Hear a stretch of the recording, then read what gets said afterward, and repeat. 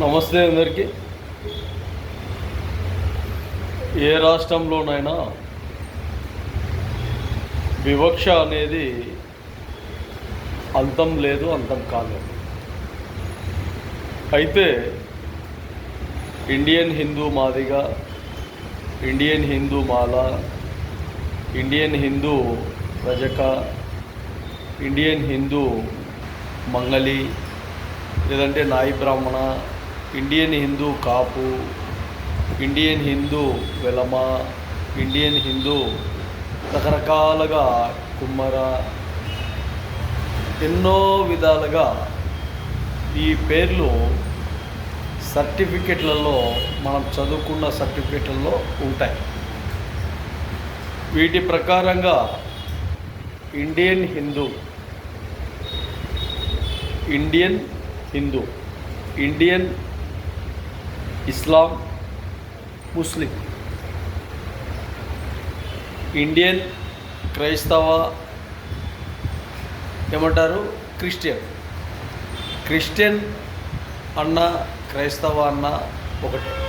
అయితే కొంతమంది ఆ కులం పేరు చెప్పినప్పుడు క్రిస్టియన్స్ అంటారు, కొంతమంది ముస్లిమ్స్ అయితే మేము ముస్లిమ్స్ అంటారు.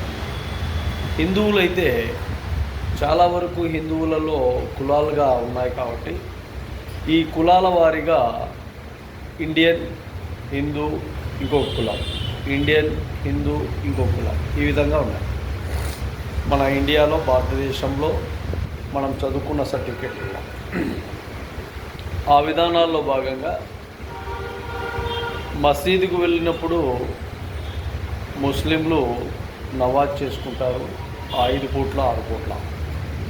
అదేవిధంగా క్రైస్తవులు చర్చికి వెళ్ళినప్పుడు క్రైస్తవులు కూడా పూర్తిగా ఇండియన్ హిందువులే. అయితే వాళ్ళకు ఒక సమయ సందర్భాలలో ఇండియా ఒకప్పటి పరిపాలన ఇక్కడ వేరే దేశ మతాన్ని స్వీకరించి ప్రచారం చేసుకోవచ్చు అని ఒక హామీ ఇచ్చింది. ఆ విధానంలో భాగంగా భారతదేశం హిందూ నాగరికతకు, హిందూ విధానంలో భాగంగా వ్యక్తులు ఇమిడిపోయి చాలామంది ఉన్నారు. ఆ విధానాల్లో 1946లో పాకిస్తాన్ ఏ విధంగా అయితే స్వతంత్రం ఏర్పాటు చేశారో ఇండియా కంటే ఒక రోజు ముందు, ఆ విధానాలు అక్కడి నుంచి తీసుకుంటే ముస్లిం దాదాపు 99% పాకిస్తాన్గా ఏర్పడ్డాయి. అదే విధానంలో నిన్న కూడా ఒక మెసేజ్ వచ్చింది.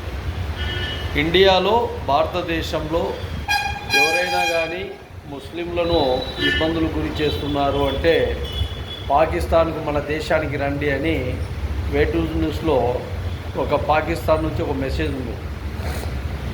అయితే ఇక్కడ తెలియజేసింది ఏంటంటే రాష్ట్రాలలో ఈ ఇండియన్ హిందూ మాదిగ, ఈ ఇండియన్ హిందూ మాల అనే కులాలను చాలా వరకు ఇబ్బందులు గురి చేయడమే కాకుండా ఎన్నో సమస్యాత్మకమైన విధానాలతో అవమానిస్తూనే ఉంటారు.